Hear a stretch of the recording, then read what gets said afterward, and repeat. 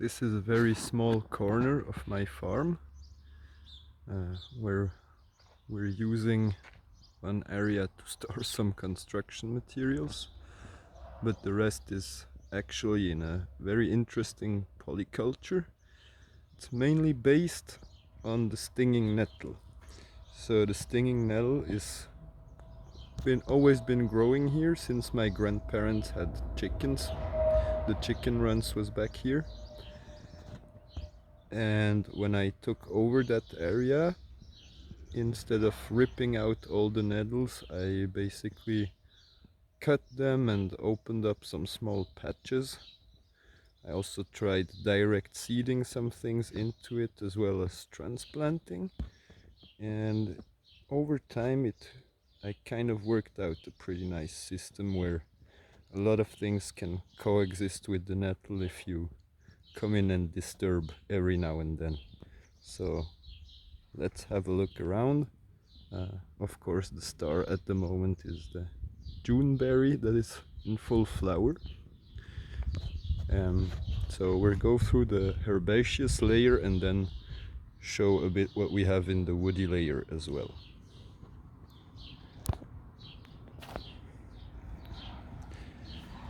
Now, marking the start of the patch, we have this New Zealand flax.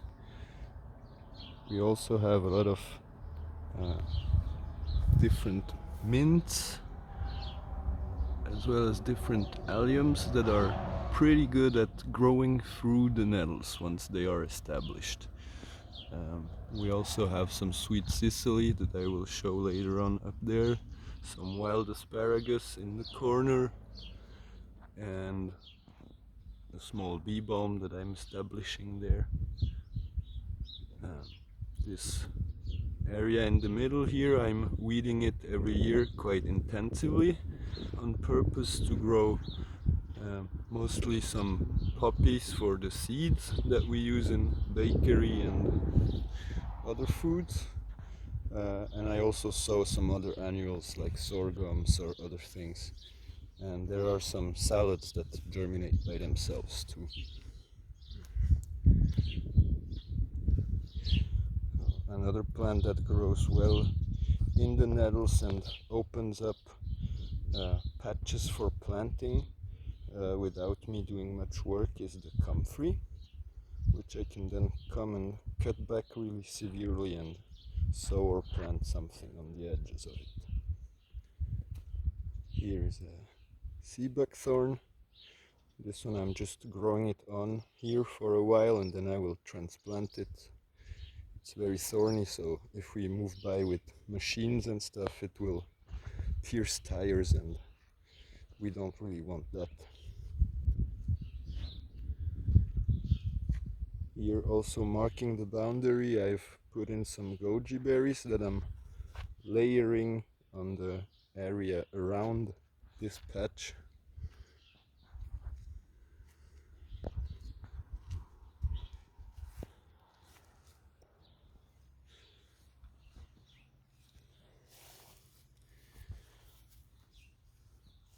So back here we have a couple other nice big perennials that are established in the nettles. This is a type of perennial leek here.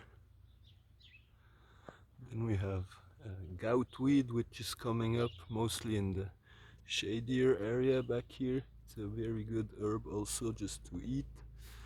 And the sweet Sicily, which has a really nice anise type of flavor in the root, the leaves, the flowers, and as well the seeds.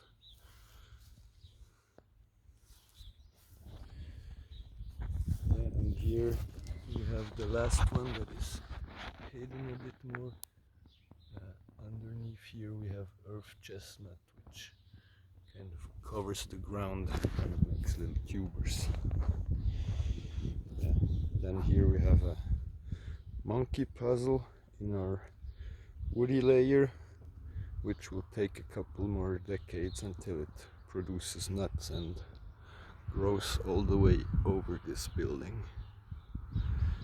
And here we have an elderberry and another bush that I left to grow quite big just to hold back this massive door when the wind goes against it, because it used to break the plants below here.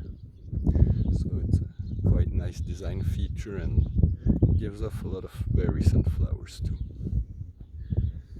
Okay, I think we kind of did the round here. So yeah, if you're not afraid of getting stung a bit, or you have the right tools, I would recommend trying working with the stinging nettle, because it's really good at cycling the nitrogen in the landscape and keeping it there.